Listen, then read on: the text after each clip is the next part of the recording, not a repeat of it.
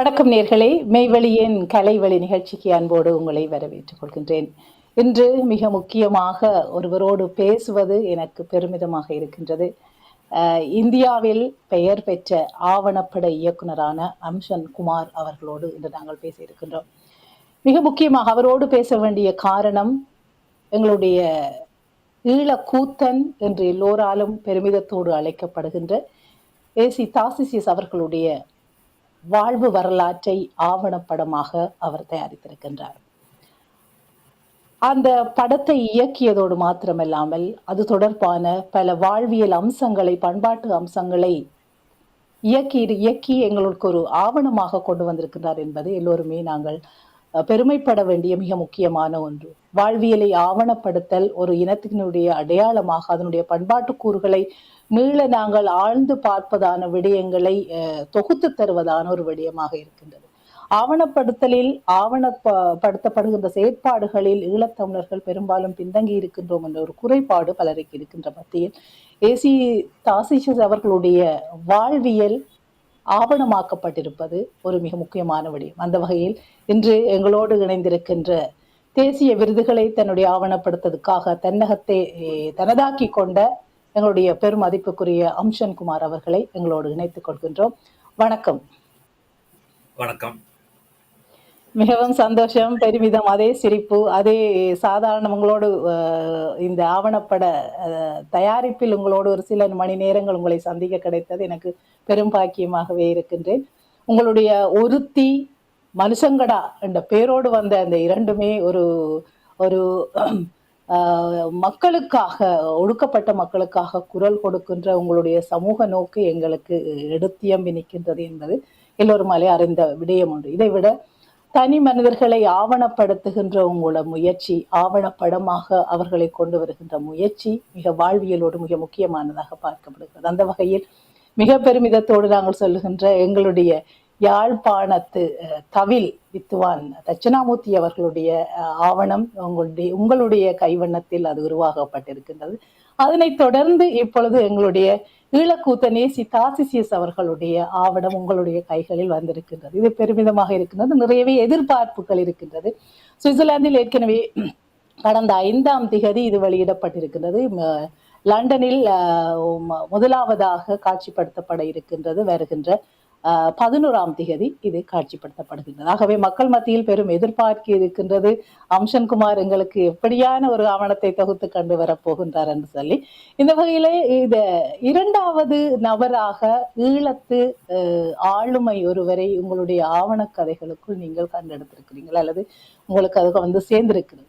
இது நீங்களாக தெரிவு செய்யப்பட்ட ஒன்றா? எப்படி உங்களுடைய ஈழத்து கூத்தன் தாசிசியஸ் உங்களுடைய கைகளில் கதையாக அல்லது ஆவணப்படுத்தலாக, உங்களுடைய கதைக்குரிய பொருளாக உங்களுடைய கைகளில் எப்படி வந்து சேர்ந்தார்?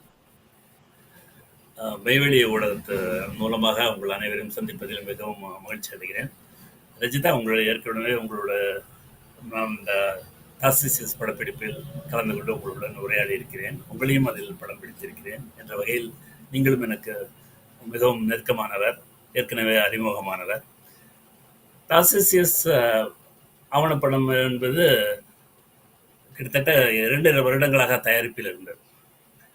அதற்கு முன்பாக அவரை நான் இங்கு சென்னைக்கு வந்திருந்த பொழுது 1995ஆம் ஆண்டு அவர் பிபிசி அலுவல் காரணமாக சென்னைக்கு வந்திருந்தார், இந்தியாவுக்கு வந்திருந்தார். அப்பொழுது அவரை பற்றி நான் கேள்விப்பட்டிருந்தோம். நாங்கள் நாடகக்காரர்கள், அதாவது நாடக சம்பந்தப்பட்டவர்களுடன் நான் இணைந்து எனக்கான நாடகத்தில் அதிகமாக பரிச்சயம் உண்டு. நானும் பாதல் சர்க்கார் நாடக பற்றையில் பயிற்சி பெற்றவன். இங்குள்ள நாடகங்களை தொடர்ந்து பார்த்து வருபவன், நாடகங்களை பற்றி விமர்சனம் எழுதி வருவன் என்கிற வகையில் நான் அவருடன் தொடர்பு கொண்டிருந்தேன். அப்பொழுது அவர் ஈழத்து நாடகங்களை பற்றி எல்லாம் எங்களுக்கு உரையாடலில் கூறுவார். பிபிசியில் இருந்த வேலை சமமாக இங்குள்ள நாடகங்களை பற்றியும் நிறைய அறிந்து கொண்டிருந்தார். அவருடன் எனக்கு நல்ல அறிமுகம் இருந்தது. பின்னர் லண்டனுக்கு வந்திருந்த பொழுது ஐபிசி அலுவலகத்தில் அவரை ஒரு முறை சந்தித்திருக்கிறேன். அவருடைய நாடகம் பற்றி எல்லாம் தெரியும், ஆனால் ஒரு நாடகத்தையும் நான் அப்பொழுது பார்த்திருக்கவில்லை. அநேகமாக நாடகங்களை நடத்துவது, அதாவது அவருடைய நெறியாள்கையில் நாடகங்கள் வருவது என்பது அந்த சமயத்தில் அநேகமாக நின்று போகின்றது என்று நினைக்கிறேன். ஆனால் 1997ஆம் ஆண்டு இந்தியாவிற்கு வந்திருந்த பொழுது ஒரு நாடக பயணத்தை அவர் ஆரம்பித்திருந்தார். அதற்கு நாராயணாரா என்கிற ஒரு பெயர். நாராயணாரா என்பது உங்களுக்கு தெரியும், ஒரு கவிதையிலிருந்து எடுக்கப்பட்ட ஒரு பெயர். ஒரு புலவர் வந்து மதுரையை நோக்கி செல்கிறார். மதுரையில் அந்த புலவருக்கு ஒரு இப்போ ஒரு பிரபு அல்லது புரவலர் சரியாக கிடைக்கவில்லை. எனவே அவர் ஒரு குளத்தில் படுத்து தூங்குகிறார். பொருள் ஈட்ட முடியாமல், ஒரு வறுமையால் வீட்டிற்கு போக முடியாமல் கும்பகோணத்திலிருந்து அவர் வந்திருக்கிறார். அவர் வந்து மனைவிக்கு நாராயணிடம் தூது சொல்கிறார். நான் இப்போ இந்த இடத்துல இருக்கேன், நீ போய் சொல்லு அப்படிங்கிற மாதிரி சொல்றாரு நாராயணிட்ட. அப்படிதான் அந்த நாராயணாரங்கிற கவிதை வந்திருக்கு. அதை நினைவுபடுத்துகிற மாதிரியான ஒரு பயணம் தான் நாராயணாரன். உலகத்தில் எங்கெல்லாம் தமிழர்கள் புலம்பெயர்ந்திருக்கிறார்களோ அவர்களிடம் இந்த செய்தியை எடுத்து சொல்ல வேண்டும் என்கிற மாதிரியான ஒரு அடிப்படையில், ஒரு பின்புலத்தில் தான் நாராயணாரன் என்கிற பயணத்திற்கு அவர்கள் அருமையான ஒரு தலைப்பு கொடுத்திருந்தார்கள். அது அப்பொழுது நிறைய நாடகங்களை இங்கே நடத்தினார்கள். திருச்சி, சென்னை, திண்டுக்கல், பொள்ளாச்சி, பெங்களூர், இது மாதிரி பல இடங்களில் அந்த நாடகங்கள் கொண்டு போய் போடப்பட்டு மிகப்பெரிய வெற்றியை அடைந்தது. ஏனென்றால் அப்பொழுது நாடகத்தை தயாரித்தவர்கள், அதாவது தாசிசியஸ் மற்றும் இங்கு உள்ளவர்கள், அரசு மங்கை போன்றவர்கள், அப்புறம் லண்டனில் இருந்து வந்திருந்த களரி, இவர்கள் எல்லோருமே இணைந்து நடத்திய ஒரு இது. அவர்களுக்கு நிறைய தயக்கம் இருந்தது. காரணம் என்னவென்றால், ஒரு 6 ஆண்டுகளுக்கு முன்பாக 1991ஆம் ஆண்டில் இங்கே ராஜீவ்காந்தி மரணம் நடந்தது. எனவே அது குறித்து இங்கு உள்ள மக்கள் இலங்கை தமிழர்களை எவ்வாறு வரவேற்பார்கள், அவர்கள் என்ன விதமான ஒரு வரவேற்பு இருக்கும் என்கிற அச்சமெல்லாம் அவர்களுக்கும் இருந்தது, இங்கு ஏற்பாடு செய்தவர்களுக்கும் இருந்தது. ஆனால் அந்த நாடகத்தை பார்த்து கொண்டிருந்த தமிழர்கள் அதையெல்லாம் மறந்துவிட்டார்கள். அதையெல்லாம் அவர்கள் பொருட்படுத்தவில்லை.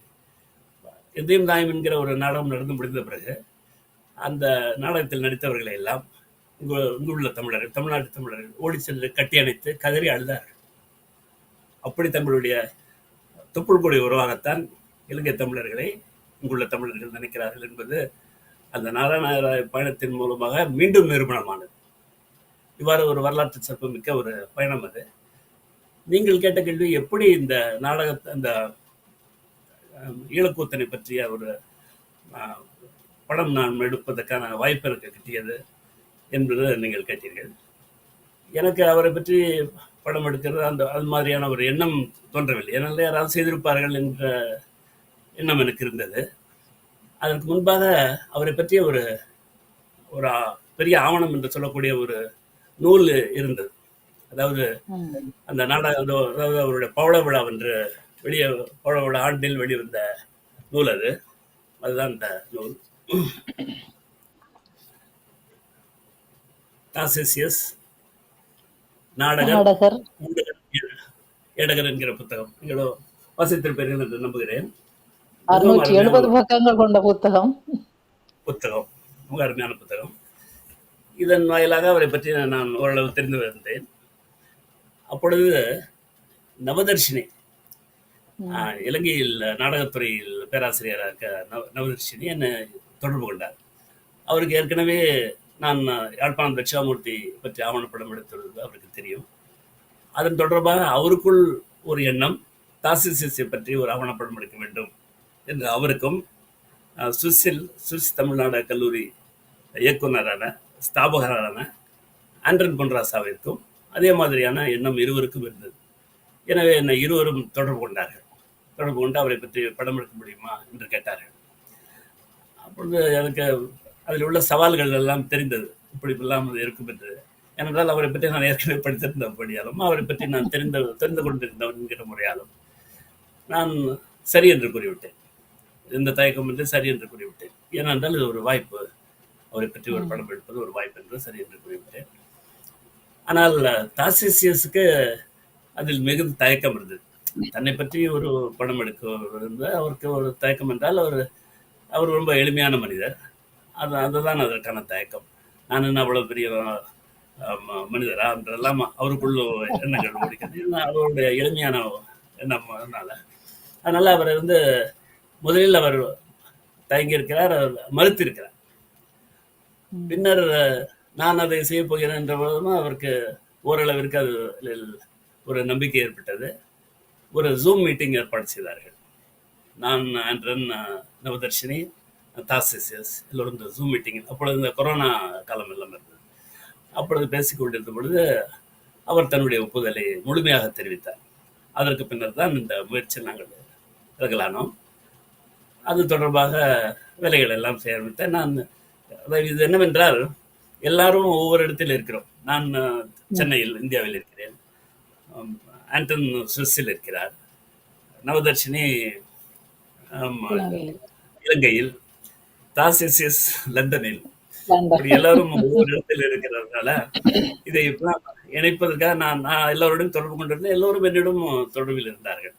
இப்படித்தான் அந்த அந்த ஆவணப்படத்தில் படப்பிடிப்பு துவங்க ஆரம்பித்தது. எனக்கு ஆரம்பத்திலேயே சொன்னீங்கள், இந்த இது அவரை பற்றி ஏற்கனவே ஒரு வரலாறு முன்னுக்கு அவருக்கும் உங்களுக்குமான தொடர்பு நாராயணாராயில இருந்து சென்னையில் அவர்கள் நாடகம் போட வந்த காலத்துல இருந்து அவருக்குள்ள தொடர்பும் அவரை பற்றி இந்த நூலுக்கூடாக அறிந்த விஷயமும் உங்களுக்கு இப்படி ஒரு மனிதரை ஆவணப்படம் ஆக்க முடியுமா என்ற ஒரு சவாலை உங்கள் மனதில் வைத்து கொண்டுதான் அதற்கு ஓமன் இருக்கிறீங்க. எப்படியான சவால்களை நீங்கள் ஒரு கதை சொல்லியாக ஒரு தனி மனிதனுடைய வாழ்வை ஒரு கதை சொல்லியாக ஆவணப்படுத்தலில் பெரும் சவால் இந்த ஆவணப்பட இயக்குனர்களுக்கு இருக்கின்றது. ஏனென்றால் அவருடைய ஒரு நாடக கலைஞராக அல்லது நாடக செயற்பாட்டாளராக என்னுடைய வாழ்விலும் தாசிசி அவர்களை நாங்கள் ஒரு நீண்ட ஒரு பிரமிப்பான ஒரு மனிதராகவே நாங்கள் பார்த்திருக்கின்றோம். அவருடைய நீங்கள் கூறிய எளிமையான வாழ்வுக்கூடாக மக்களுக்கான அரங்காக கொண்டு வருவதற்கான அவருடைய முயற்சி நிறைய நிறைய நிறைய கதைகளை, அனுபவங்களை நாங்களும் அறிந்திருக்கின்றோம், பார்த்திருக்கின்றோம். அந்த வகையில நீங்களும் அறிந்த விடயத்திலிருந்து எப்படி ஒரு கதை சொல்லிக்குரிய ஒரு ஆவணப்படத்தை, ஒரு தனிநபருடைய கதையை, தனிநபருடைய வாழ்வியலை ஆவணமாக ஒரு வெற்றிகரமாக கொண்டு வருவதற்கான எப்படியான சவால்களை நீங்க இதுல எதிர்நோக்கி? அதாவது பொதுவாகவே ஆவணப்படம் எடுப்பது என்பது மிக பெரும் சவாலை அளிக்கக்கூடியது.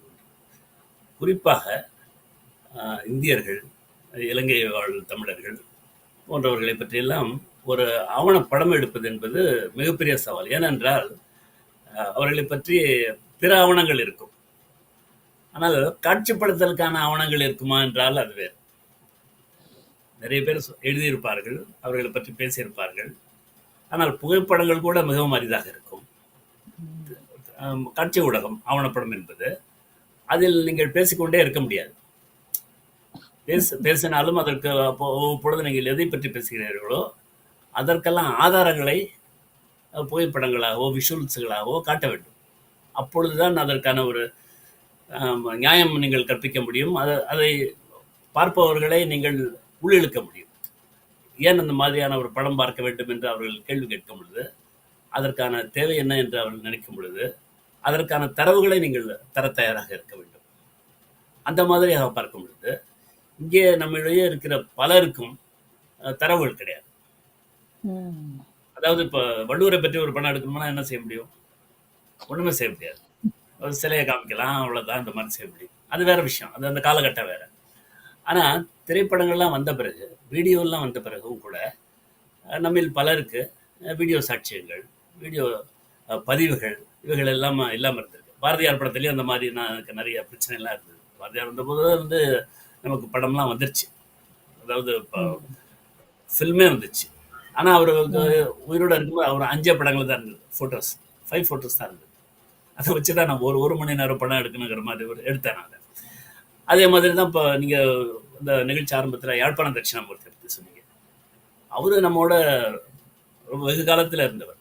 படங்கள்லாம் நிறையா சினிமாலாம் ஒரு பெரிய இதெல்லாம் வந்ததுக்கு அப்புறம் பிறகுதான் அவர் இறந்து போயிருக்காரு. 1970களில் தான் அவர் இறந்து போனார் அவர். அதனால ஆனால் அவரை பற்றியும் ஒரு சரியான ஆவணம் கிடையாது. அவர் ஒரு பெரிய தமிழ் வித்வான், பல கச்சேரிகளில் வாச்சிருக்காரு, பல பிரமுகர்கள் வீடுகள் எல்லாம் போய் வாச்சிருக்காரு. அங்கெல்லாம் கூட படங்கள்லாம் எடுக்கப்பட்டிருக்கோம். அல்லது அந்த காலத்தில் பிரமுகர்கள் வீடுகள் எல்லாம் நிகழ்ச்சிகள்லாம் நடக்கும் பொழுது சினிமா படங்கள் எடுப்பாங்க, கேமரா எடுத்துகிட்டு இதெல்லாம் எடுப்பாங்க. அதே மாதிரி இலங்கையிலையும் நடந்துக்கலாம். ஆனால் அவரை பற்றி ஒரு 5 செகண்ட்ஸ் கூட ஒரு வீடியோ கிடையாது. 5 செகண்ட்ஸ் அவர் வாசிக்கும் போது எப்படி வாசிப்பார், உதாரணமாக அவரை படம் எடுத்துக்கிட்டு இருக்கும்போது ஒரு பெரிய ஒரு சர்ச்சை கிளம்பியது. அவர் வந்து வலது கை வாத்தியக்காரரா இடது கை வாத்தியக்காரராங்கிற மாதிரியான ஒரு பெரிய ஒரு விவாதம் இருந்துச்சு. ஆமா.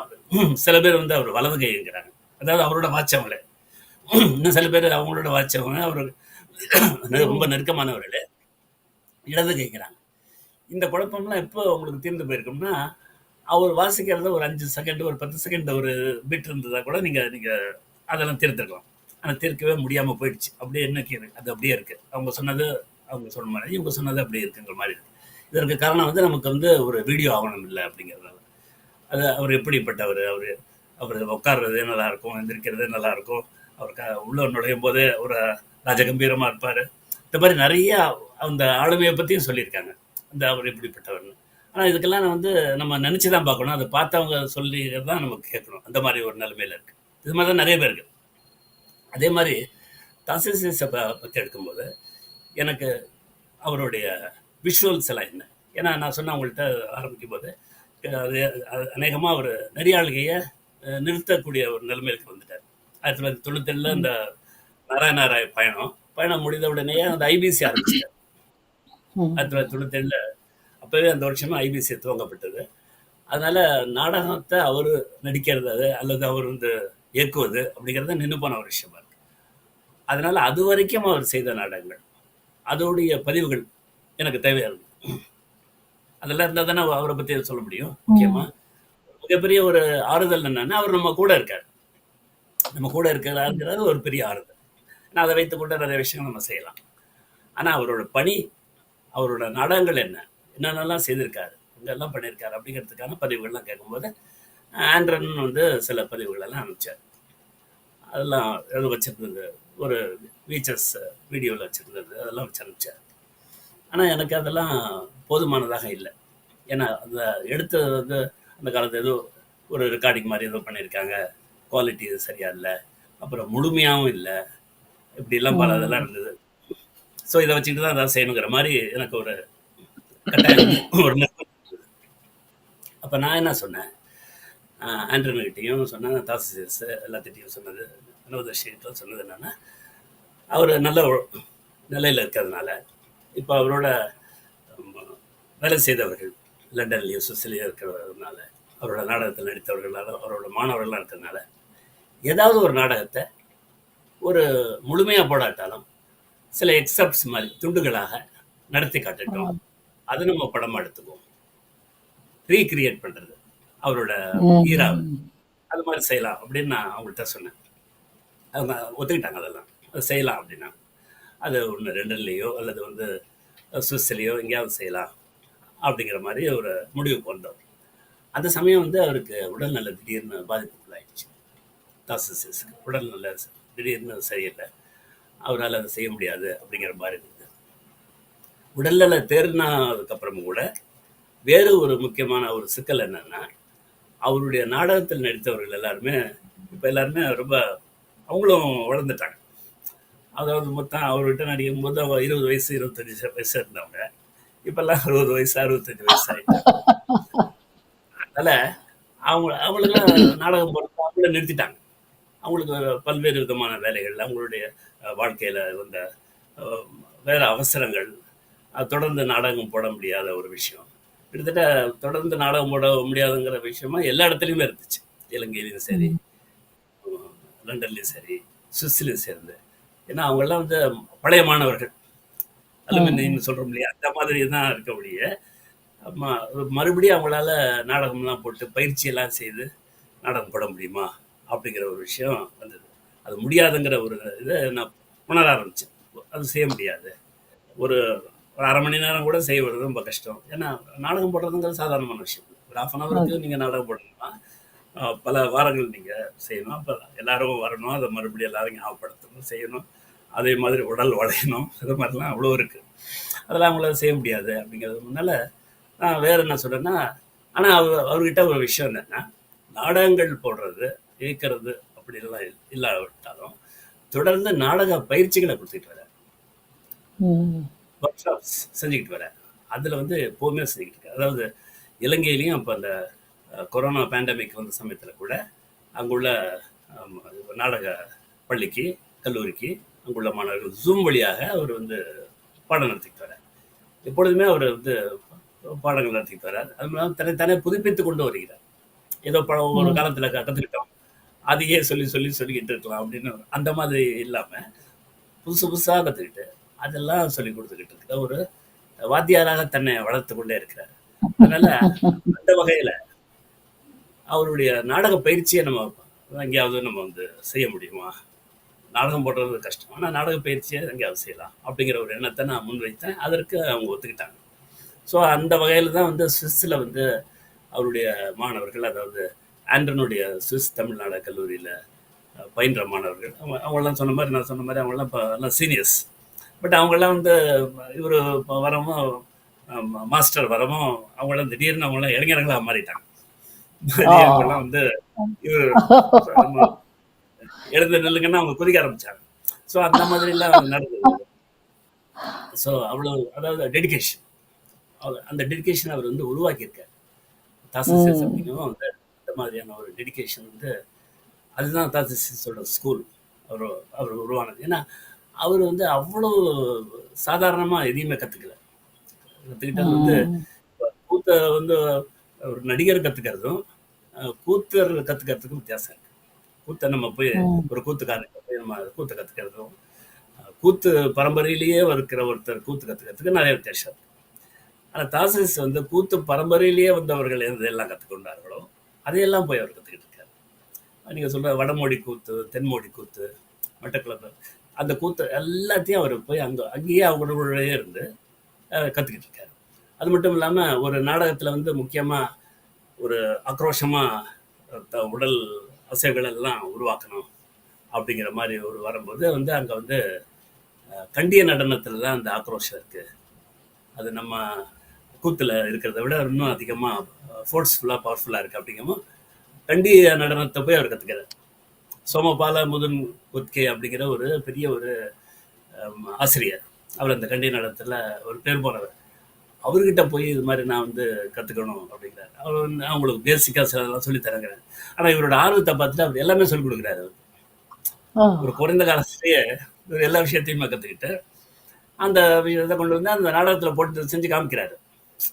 ஸோ அந்த மாதிரியான ஒரு, அப்புறம் இவர் கத்துக்கிறதுக்கு ஒரு முடிவில்லாம இருக்கு. கற்றுக்கொள்வது ஒரு ம். முடிவில்லாத நமக்கு எல்லாம் தெரியும். ஆனா நம்ம எல்லாம் ஒரு இடத்துல நிறுத்திக்கிறோம். கற்றுக்கொண்டதை நிறுத்திக்கிட்டு அதுக்கப்புறம் அது என்ன செய்யலாம், கற்றதை வச்சுக்கிட்டு ஏதாவது செய்யலாங்கிற மாதிரி இருக்கும்.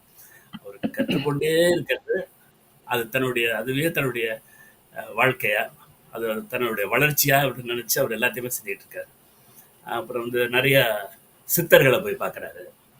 ம். அப்புறம் யோகாசனம் செய்யறவர்களை போய் பார்க்கறாரு. இதெல்லாம் வந்து அவர் சித்தர் ஆகணும் அப்படிங்கிற மாதிரி அதுக்கு இல்லை. யோகாசனம் செய்யணும், யோகாசன மாஸ்டர் ஆகணும் கிடையாது. அதையெல்லாம் நாடகத்துக்கு எப்படி கொண்டு வர முடியும்? நாடகத்துக்கு அதை எப்படி கொண்டு வர முடியும்? நாடகத்திற்கு அதெல்லாம் எந்த வகையில, அதுல இருக்கிற சடங்குகளை எடுத்துட்டு, அதுல இருக்கிற சாமி கும்பிடுறது இதெல்லாம் தான் எடுத்துட்டு, அதுல இருக்கிற உடல் இயக்கங்கள், அதுல இருக்கிற மூச்சு பயிற்சி, குரல் பயிற்சி, உடற்பயிற்சி, இதையெல்லாம் வந்து நாடகத்துக்கான வகையா எப்படி பயன்படுத்துறது அப்படிங்கிறத இவர் வடிவமைச்சு அதை நாடகத்துக்கு கொண்டு வந்து கொடுக்குறாரு. அதான் தாசிஸோட ஸ்பெஷாலிட்டி. அது அப்படியே கற்றுக் வந்து வர்றதில்லை.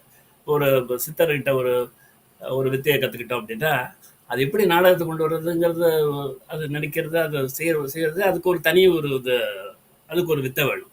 அதெல்லாம் அவர் செஞ்சிருக்காரு. அதெல்லாம் செய்து கொண்டு வந்து ஒவ்வொரு விஷயத்திலையும் அவர் பார்த்து பார்த்து எல்லாத்தையும் பண்ணியிருக்காரு. அது மட்டும் இல்லாமல் நம்முடைய கீழைத்தைய நாடக மரபுகள் மட்டும் இல்லாமல் மேலைத்தைய நாடக மரபுகள்லையும் அவர் ரொம்ப, ஆக்சுவலாக அவர் வந்து நாடகத்துக்குள்ளே வரும்போது ஏர்னஸ்ட் மெக்கன்டயர், ப்ரொஃபஸர் ஹல்பே, அப்புறம் நான் வந்து இவங்க ஐராங்கனி சரசிங்க, இவங்களோடலாம் தான் பயிற்சி எடுத்திருக்காரு.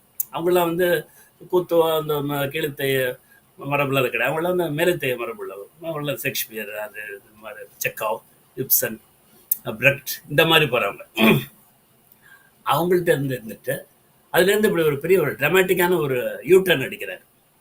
அதெல்லாம் தெரிஞ்சுக்கிட்டு இப்படி ஒரு யூட்டர்ன் எடுத்து இதுக்கு வர்றாரு. இதில் வந்ததுக்கப்புறம் அதை மறக்கலை, அதுக்குள்ளார இதெல்லாம் புகுத்துறாரு. எல்லா இடங்கள்லையும் தன்னுடைய பேசிக்கான விஷயங்கிறது நம்முடைய புராதனமான கலை என்ன அப்படின்னு பார்க்கும்போது அவருக்கு என்ன தோணுதுன்னா, நம்மளோட புராதனமான கலை இங்கிருந்து தோன்றுறாரு. அங்கேருந்து வந்ததுங்கிறத எடுத்துக்கிட்டது வேற. இப்போ வந்து பார்சி நாடகத்துல நம்ம நிறைய கற்றுக்கிட்டோம், ப்ராசீனியத்தை கற்றுக்கிட்டோம், அதெல்லாம் கற்றுக்கிட்டோம். ஆனால் அதுக்கு முன்னால் நம்மகிட்ட ஒரு நாடகம் இருக்குது, ஒரு வளமான நாடகம் இருக்குது. அது என்ன? அது வந்து கூத்து. அந்த கூத்தை நம்ம மறக்கக்கூடாது. அது ஏன்னா அது அதில் இருக்கிற ஒரு உயிரோட்டம் அது நம்ம வாழ்வோட கலந்த ஒன்று. அதை நம்ம மறந்துருக்க முடியாது, அது நம்மகிட்ட இருக்கு, நம்மளால தான் செய்ய முடியும். அதை வந்து இதோட இணைக்கணும், இது இணைச்சே செய்ய முடியும் அப்படிங்கிற ஒரு விஷயத்த அவர் தொடர்ந்து செய்ய ஆரம்பிச்சார்.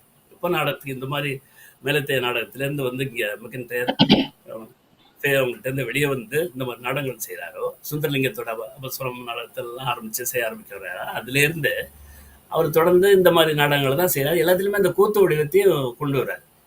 அப்படி இதை கொண்டு வந்த பொழுது தான் அவர் வந்து ஸ்விஸ்ஸுக்கு போகிறார். இங்கே வந்து நாடகம்லாம் போட்டதுக்கு அப்புறமா அவருடைய முதல் வரிசை மாணவர்னு சொல்லக்கூடிய ஆண்ட்ரன் பொன்ராசா, அவர் வந்து அங்கே அவர் புலம்பெயர்ந்து போய் அங்கே இருக்கார். அவர் 1980களில் 84 85 அவர் சுவிஸில் போய் அவர் வாழ்ந்துகிட்டு இருக்கார். அங்கே நிறைய புலம்பெயர்ந்த தமிழர்கள் இருக்காங்க. அவங்களோட சேர்ந்து அவர் நாடகத்தை அவரும் பண்ணிக்கிட்டு இருக்கும்போது அவருக்கு வந்து தாசிஸ் அழைத்து அந்த இன்னும் கொஞ்சம் ரீஇன்விகரேட் பண்ணணும், இன்னும் பண்ணணும், அவங்களோட செய்யணும் அப்படின்னு நினச்சி அவரை கூட்டிகிட்டு போகும்போது அது ஒரு பெரிய ஒரு மாற்றத்தை உருவாக்குது. அதாவது இது வரைக்கும் நடக்காத ஒரு மாற்றத்தை அது உருவாக்கியிருக்கு. நம்ம வந்து தமிழர்கள் வந்து இயல் இசை நாடகம்னு சொல்கிறோம், முத்தமிழ்னு சொல்கிறோம் இல்லைங்களா? அந்த முத்தமிழில் வந்து நமக்குள்ளே தான் இருக்காது. முத்தமிழ் நமக்குள்ளே தான், இயலும் இசை நாடகம்லாம் நமக்குள்ளே தான். ஆனால் முதல் முறையாக தாசிஸ் ஆண்ட்ரன் மூலமாக அது வந்து நாடு கடந்து சுவிஸுக்கு போய் அங்குள்ள மக்களை நம்ம மீது ஈர்ப்பு கொள்ளும்படி செய்திருக்காது. இது ஒரு வரலாற்று சிறப்புமிக்க ஒரு நிகழ்ச்சி. இது வரைக்கும் நடக்காத ஒரு விஷயம்.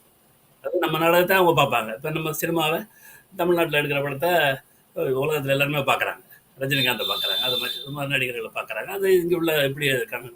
ஆனால் அங்கே உள்ளவங்க இதன் மூலமாக நம்மை தேடி வருவது, நம்முடன் கலந்து கொள்வது அப்படிங்கிற ஒரு விஷயம். ஏன்னா சுவிஸுக்கு போனபோது தமிழர்கள் வந்து முகம் இல்லாதவர்களாக இருந்திருக்காங்க. வந்திருக்காங்க, ஊரை விட்டு வந்திருக்காங்க, அவங்களுக்கு எவ்வளோ பிரச்சனைகள் இருக்குது அப்படிங்கிற அளவுக்கு தான் அவங்கள பற்றி தெரியும். அவங்களுடைய கலாச்சாரம் என்ன, அவங்களோட பின்னணி என்ன.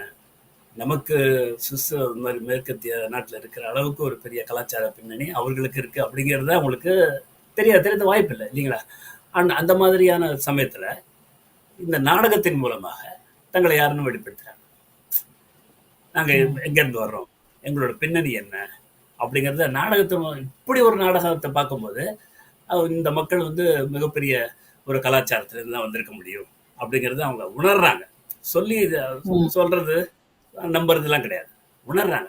உணர்ந்து அவங்களும் வந்து இந்த நாடகங்களோடு சேர்த்து இவங்களோட சேர்ந்து நடிக்க ஆரம்பிக்கிறாங்க. நடிக்கும்பொழுது அங்கே உள்ளவர்கள், அதாவது ஸ்டானிஸ்லாவ்ஸ்கி, குரோட்டோவ்ஸ்கி, இது மாதிரிலாம் ஒரு பெரிய பெரிய ஆட்கள் இருந்து வந்தவங்க தாசிஸ் எங்களோட மாஸ்டர்னு சொல்கிறாங்க.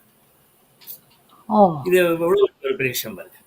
தாசிஸ் என்னுடைய குரு அப்படின்னு சொன்னவங்கள சந்தித்தேன். நான் இங்கே போயிருந்தபோது நான் வந்து அவங்கள எல்லாம் பார்த்து இன்டர்வியூ பண்ண போது அவர் எங்களோட குரு அப்படின்னு சொல்லி. எதுக்கு குருன்னு நீங்கள் சொல்கிறீங்க? ஏன்னா நீங்கள் வந்து பிரக்ட்டுங்கிறீங்க, நாங்கள் தான் உங்களை பார்த்து உங்கள்கிட்ட நாடகம் வளர்ந்துருக்கு. கிரீக் நாடகங்கிறோம், அமெரிக்க நாடகங்கிறோம், ஐரோப்பிய நாடகம் இப்சன்கிறோம், அது இதுங்கிறோம், ஷேக்ஸ்பியர் எல்லாம் சொல்லிட்டு இருக்கோம். நீங்கள் வந்து தாசிஸா குருன்னு நீங்கள் சொல்கிறதுக்கு என்ன காரணம் அப்படின்னா வந்து நாடகத்தில் 2 விதமான பிரிவு இருக்குது. ஒன்று வந்து தியரியை வந்து ரொம்ப அழகாக சொல்கிறவங்க நிறைய பேர் இருக்காங்க, கல்லூரியில் சொல்லி கொடுக்குறவங்க. இன்னொன்று ப்ராக்டிஸ், இன்னொன்று நாடகத்தில் இயக்குநர்களாக இருக்காங்க. தாசிஸில் 2மே இருக்குது. அவர் தியரியும் தெரிஞ்சு வச்சுருக்காரு, ப்ராக்டிஸும் தெரிஞ்சு வச்சுருக்காரு. அதை வந்து நாடக மேடைக்கு வந்தோட தியரியெல்லாம் விட்டுறாரு, முழுக்க ப்ராக்டிஸ். ஸோ அந்த வகையில் பார்க்கும்போது அவருக்கு இணையாக யாரையும் நாங்கள் பார்க்க முடியல. நாங்கள் யாரும் அந்த மாதிரியான ஒருத்தரோட நாங்கள் வந்து பணிபுரியலை, அவரோட தான் பணிபுரிஞ்சோம். அப்படிப்பட்ட ஒரு மனிதர். அதனால தான் அவர் எங்களுக்கு வந்து எங்களுடைய ஆசான் அப்படின்னு நாங்கள் சொல்கிறோம், குருன்னு சொல்கிறோம் அப்படின்னு சொன்னாங்க. இது எவ்வளோ ஒரு பெரிய விஷயம் பாருங்க. அதாவது நாடகத்தின் மூலமாக முகம் அறியப்படாத, விலாசம் இல்லாத மனிதர்களாக வாழ்ந்த தமிழர்கள் சுவிஸ் மக்களுக்கு இணையான மனிதர்களாக கருதப்பட வேண்டிய கருதினார்கள் என்ற ஒரு நிலையை உருவாக்குனதுக்கு நாடகம் ஒன்று இருக்கு. இலக்கியமோ இசையோ சினிமாவோ செய்யுது, நாடகம் இருக்கு. அந்த நாடகம் நீங்க செய்யுது. சொல்லும் பொழுது எவ்வளவு அவரை எவ்வளவு லயித்து போய் அவருடைய ஒவ்வொரு செயற்பாடுகளையும் நீங்கள் உங்களுக்குள் உள்வாங்கி உங்களுக்குள் ஒரு தாக்கத்தை ஏற்படுத்தி இருக்கின்றார் என்பதை உங்களுடைய ஒவ்வொரு வார்த்தைகளோடு நீங்கள் எப்படி இந்த ஆவணப்படம் வெளிவர இருக்கின்றது என்பது நீங்கள் அவரை ரசித்து லயித்து அவருக்குள் இருந்து முகிழ்ந்து வருகின்ற ஒவ்வொரு விடயங்களையும் நீங்க பார்த்த விதம், ஒரு கதை சொல்லியாக நீங்க எப்படி கொண்டுருவீங்கள் என்பது எங்களுக்கு இப்பொழுதும் எனக்கு பரபரப்பா இருக்கின்றது. அந்த 11ஆம் தேதி வரும் அந்த ஆவணப்படத்தை நாம் பார்க்க வேண்டும் என்று ஆவலாக இருக்கின்றேன். ஏனென்றால் நீங்கள் சொல்லும் பொழுது கூட நிச்சயமாக நாங்கள் இப்ப புரிந்து கொள்ள முடியாத விடயங்களை இந்த ஆவணத்துக்கூடாக இந்த பெரும் மனிதனுடைய வாழ்வியலுக்கூடாக ஈழத்து தமிழினத்துக்குரிய பெருமைப்படக்கூடிய ஈழத்து தமிழினத்தினுடைய அடையாளத்தை இந்த புலம்பெயர் தேசங்களில் நிறுவி விட்டிருக்கின்ற ஒரு பெருமைக்குரிய மனிதராக நீங்கள் அந்த சொல்லும் பொழுதுதான் அவருடைய தாற்பயம் எங்களுக்கு புரிகின்றது என்று நினைக்கின்றேன். எனக்கு மாத்திரமல்ல, பார்க்க போகின்ற அவர்களுக்குமே இந்த தாற்பயம் விளங்கும். ஏனென்றால் எங்களுடைய அடையாளத்தை தேடி அடையாளத்தை நிலைநிறுத்துவதற்கான பெரும் போராட்டம் இந்த புலம்பெயர் தேசத்தில் ஈழத்தமிழர்களுக்கு இருக்கின்றது. ஆகவே இந்த அடையாளப்படுத்தலில் அந்த மனிதனுடைய முயற்சி, விடா முயற்சி, தொடர்ச்சியான இயக்கம் பெரும் மாற்றத்தை கொண்டு வந்திருக்கிறது என்பது உங்களுடைய ஆவணப்படத்துக்கூடாக நிச்சயமாக அது பெரும் பெரும் மாற்றத்தை ஏற்படுத்தும் என்று நான் முயன்றேன். ஏனென்று சொன்னால் இந்த அவருடைய நீங்கள் சொன்னது போல நாராய் நாராய் என்று சொல்லி எங்கள் உலகமெல்லாம் எங்களுடைய தமிழினத்தினுடைய கலைகள் கொண்டு வரப்போது அரங்கு கொண்டு செல்லப்பட வேண்டும் என்பவருடைய அவருடைய நல்ல கூற்றான அந்த நீங்க சொன்ன கதையோடு அந்த நாடகம் தொடங்குறது போல தமிழ் குடில் என்று ஊடகத்துக்கும் கூட அவர் ஒன்றை நிறுவுவதற்கான பெரும் முயற்சியை எடுத்திருக்கின்றார். தமிழ் குடில் என்ற சொல்லை அமைத்துக் கொண்டு எல்லா வீடுகளிலும் இருந்து வானொலியில் கூடாக எங்களுடைய குரல்கள் ஒலிக்கப்பட வேண்டும், எங்களுடைய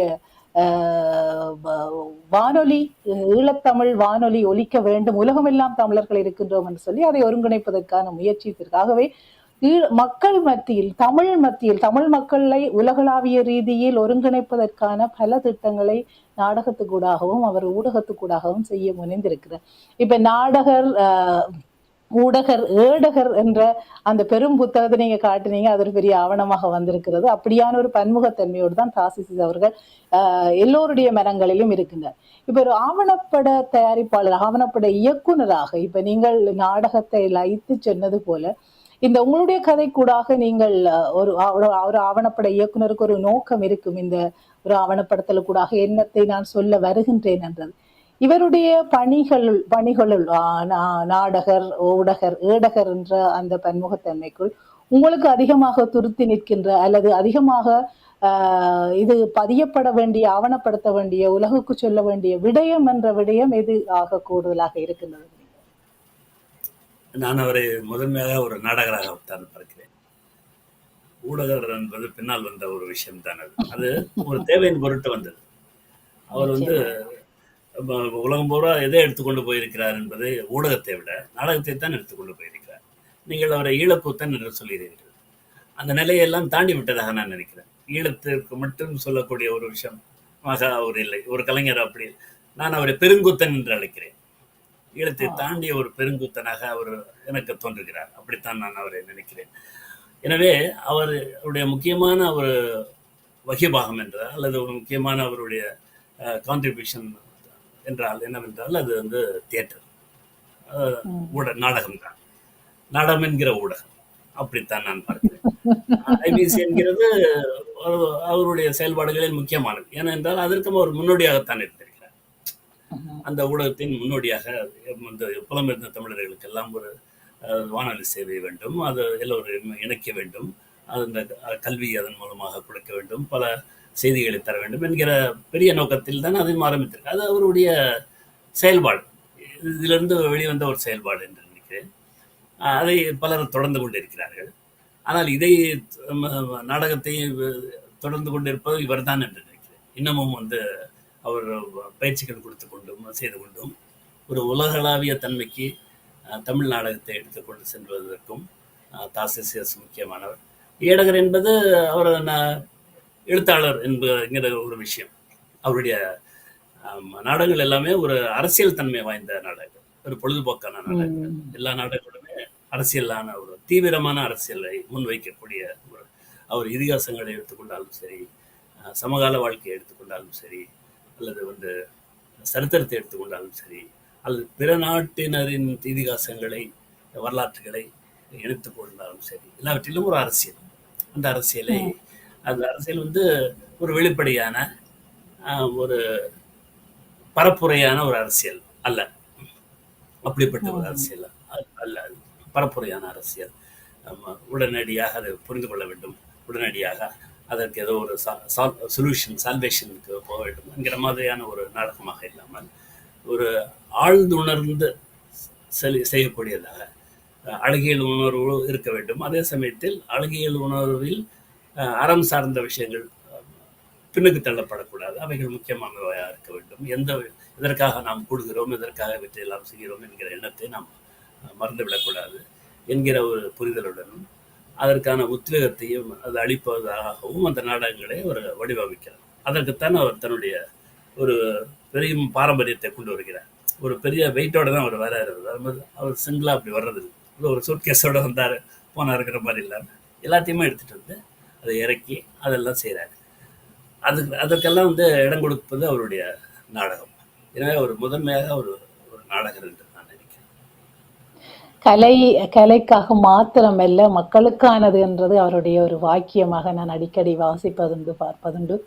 ஏனென்றால் அந்த கலையை நீங்கள் சொல்லுகின்ற பொழுதுதான் அது ஒவ்வொரு அவருடைய படைப்புகளுக்கூடாகவும் அவர் சொல்ல வந்த அரசியல் அது மக்களுக்கான அரசியலாக இருக்கின்றது, மக்களுடைய விடுதலைக்கான அரசியலாக இருக்கின்றது, மக்களுடைய வாழ்வு மீட்சிக்கான அரசியலாக இருக்கின்றது என்று நீங்கள் சொல்லும் பொழுதுதான் இன்னும் அதை அதை ஒரு இயக்குனராக நீங்கள் எவ்வளவு அதை உணர்ந்திருக்கிறீர்கள் என்பதை உங்களுடைய வார்த்தைகள் இருக்கும்போதுதான் அது எங்களுக்கும் அது உறுத்துகிறது. ஓ, இது அதற்காகத்தான் என்பது போல அந்த உணரக்கூடியதான ஒரு ஆழமாக ஒரு சமூகவியல் பார்வையாளனால் தான் இந்த இப்படியான விடயங்களை அப்படியே முழுமையாக கொண்டு வர முடியும் என்று நான் உங்களோடு பேசும் பொழுது அறிந்து கொள்கின்றேன். இவருடைய இந்த ஒரு 2 வருடங்களாக கோவிட் காலத்தில் நீங்கள் இந்த இது தொடர்பான ஆவணப்படம் தொடர்பான ஒரு உரையாடல் நீங்கள் ஆரம்பித்திருந்தீர்கள்.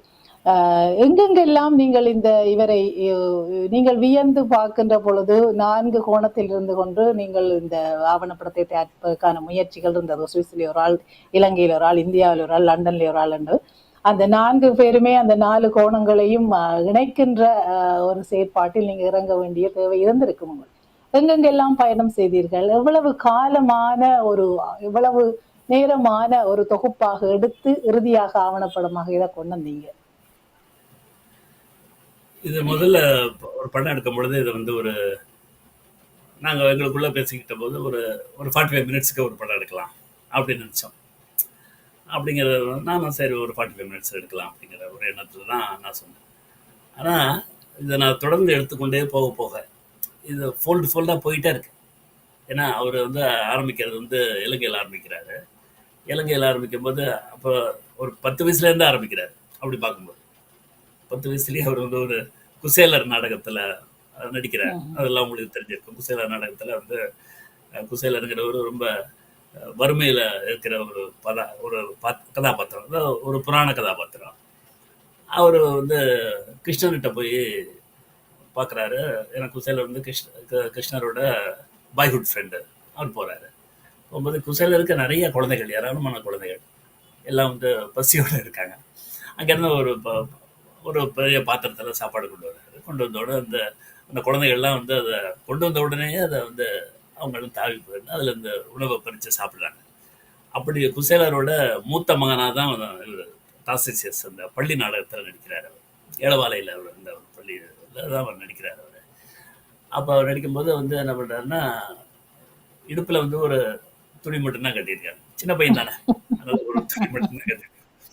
அப்போ அந்த இதெல்லாம் நம்ம போடுற அந்த ப்ரீஃப் அதெல்லாம் இப்போ அந்த காலத்தில் வேறு கிடையாது. சின்ன நம்ம இதில் அதெல்லாம் கிடையாது இல்லையா. வயசானவங்க தான் அதெல்லாம் செய்வாங்க. சின்ன பையனுக்கு அது அந்த மாதிரி ஒரு போட்டிருக்கான். போட்டிருக்கும்போது தாவி போட்டு அதெல்லாம் வந்து சாப்பிடும்போது அந்த இதில் அந்த அறையில் தரித்திருந்த அந்த உடையும் கீழே விழுந்துருக்கு. அதுவே அவருக்கு தெரியல. தெரியாமல் உடனே அதை எடுத்து சாப்பிட்றாரு. அதாவது உண்மையிலேயே அவருக்கு பசி கிடையாது. அதாங்க ஒரு விஷயம். அசிசியஸ் என்கிற சிறுவனுக்கு உண்மை பசி கிடையாது. நாடகத்தில் உள்ள கதாபாத்திரத்திற்கு பசி. அந்த பசியை தான் அவர் நடிச்சு காமிக்கிறார். அப்படி நடிச்சு காமிக்கும் போது அவருக்கு உண்மையில அது கீழே விழுந்ததுன்னு தெரியல. ஆனால் எல்லாரும் வந்து கை தட்டுறாங்க. கை தட்டுறது வந்து சும்மா அவர் எது கை தட்டுறாங்கன்னு அவருக்கு தெரியல. விசில் அடிக்கிறாங்க, எல்லாம் பண்ணுறாங்க. அப்புறமா தான் அது தெரியுது. திரும்ப கீழே குனிஞ்சு பார்க்குறாரு. அவருக்கு புரியுது என்ன விஷயங்கள். அவர் பயந்து போயிட்டார். இது மாதிரி என்ன இது மாதிரி நடந்து போச்சு, ஸ்கூலில் வாத்தியார்கள் என்ன சொல்லுவாங்களோ என்ன வந்துட்டு. அந்த ஜட்ஜு வந்து இது ரொம்ப பாராட்டி, இந்த பசி தான் உனக்கு ரொம்ப முக்கியம் அப்படின்ட்டு நடிக்கும் பொழுது மற்றது எதுவுமே உனக்கு முக்கியமாகப்படல அப்படின்னு சொல்லிட்டு அவருக்கு ஒரு ஒரு தொகையை 10 ரூபாய் என்னமோ கொடுக்குறாரு. அது ஒரு பெரிய தொகையை அந்த சமயத்தில் கொடுக்குறாரு. ஸோ அந்த மாதிரி நாடகத்தை அதை யாரும் சொல்லிக் கொடுக்கல. அதான் முக்கியமான விஷயம். அவர் ஒரு பசி எல்லாம் சாப்பிட்டுட்டு வந்து தான் நடிக்க வச்சிருப்பாங்க. அப்படி இருக்கும்போது அந்த பையன் சின்ன பையன் எப்படி நடிச்சிருப்பான் அப்படின்னு உங்களுக்கு தெரியும். அவன் வந்து ஓரளவுக்கு அப்படி எம்பி குதிச்சிருப்பான், அந்த மாதிரி செஞ்சிருப்பான். இது மாதிரி உண்மையிலேயே பசி வந்தவன் எப்படி நடிப்பானோ அந்த மாதிரி யாருமே சொல்லிக் கொடுக்காத அளவுக்கு அந்த பையன் நடிச்சிருக்காரு. அப்படிதான் தாசிசியஸ் வளர்ந்துருக்காரு. ஸோ கிட்டத்தட்ட சார்லி சாப்ளினை பற்றி இந்த மாதிரி ஒரு கதை ஒன்று உண்டு, நீங்கள் தெரிஞ்சிருப்பீங்க. சார்லி சாப்ளின் இந்த மாதிரி அவரோட மதரோட வந்து அவர் பேண்டமைம் ஆர்டிஸ்ட். அப்போ அந்த காலத்தில் லண்டனில் தான் அந்த அம்மா பாடுவாங்க. பாடிக்கிட்டு இருக்கும்போது இவர் வந்து அந்த மேடையில் இருக்காங்க. அந்த அம்மா ஒரு இடத்துல பாடும்போது அவங்களுக்கு குரலை வந்து கீறிடு, அவங்களுக்கு குரல் வந்து கிராக் ஆகும். பாடி முடிச்சுட்டு போகிறாங்க. அன்னைக்கு வந்து வர முடியல அந்த அம்மா வர முடியலங்கும் போது இந்த பையன் போய் நான் அந்த மாதிரி பாடி காமிக்கிறேன்ட்டு போகிறான். சாப்ளின் போய் வரும்போது இந்த பையனுக்கு தெரியல, அம்மாவுக்கு வந்து குரலுக்கு வந்து கீரல் விழுந்து போச்சு அப்படின்னு தெரியல. அந்த இடம் வரும்போது இந்த பையனுக்கு கீரல் விழுந்த மாதிரி பாடுறாரு. அப்படிதான் பாடணும்னு நினைச்சுக்கிட்டு பாடுறாரு. உடனே எல்லாரும் இருக்கிற பணத்தால் தான் தூக்கி எறிகிறாங்க. ஸோ அந்த மாதிரியான ஒரு விஷயமா தான் நான் தாசிசியஸோட அந்த செயலை நான் பார்த்தேன். அதே மாதிரி வயசுல அதே மாதிரி அவர் செஞ்சிருக்காரு. அப்படிங்கும்போது அந்த சாப்ளினோட ஒரு ஒப்புமையை எனக்கு உணர முடிஞ்சுது. அது மாதிரி அவர் ஒவ்வொரு இடத்துலையும் போய் அந்த மாதிரி செஞ்சுக்கிட்டே இருக்கார். எல்லா இடத்துலையுமே ஸ்டூடியோஸாக இருக்கார், எல்லா இடத்துலையுமே கட்டிட்டு இருக்கார். அப்படி இருக்கும்போது இதை ஆவணப்படுத்தும் போது இது பல அத்தியாயங்கள் போயிட்டே இருக்கிற மாதிரி இருக்கு. ஏதோ ஒரு அத்தியாயத்தோட முடியுது, 2 அத்தியாயத்தோட முடிகிற மாதிரி. அப்போ அப்படி போகும்போது அந்த நீரோட்டத்தோட நானும் போகும்போது இதை நான் அலோவ் பண்ண ஆரம்பிச்சிட்டேன். அந்த நேரங்கிறத பொருட்படுத்தக்கூடாதுங்கிற முடிவுக்கு நான் வந்துட்டேன். அது மேலே போயிட்டே இருக்கேன். கிட்டத்தட்ட ஒரு 40 மணி நேரம் 50 மணி நேரத்துக்கு நான் எடுத்திருப்பேன்னு நினைக்கிறேன். அவ்வளோ இருக்கும். நிறைய எடுத்த எல்லா ஊர்லேயும் வந்து என்ன அது வந்து ஏன்னா அது எப்படி பண்ண போகிறோம் அப்படிங்கிறது எனக்கு தெரியாமல் போயிடுச்சு. என்னதான் செய்ய போகிறோம். ஏன்னா ஒரு சில விஷயங்களை தெரிஞ்சுட்டு சினிமா எடுக்கிறோம் அப்படின்னா உங்களுக்கு ஒரு கதை இருக்கு, இந்த இவ்வளவு ஷார்ட்ஸ் இருக்குன்னு தெரியும், இதை தான் செய்ய போகிறோம்னு தெரியும்.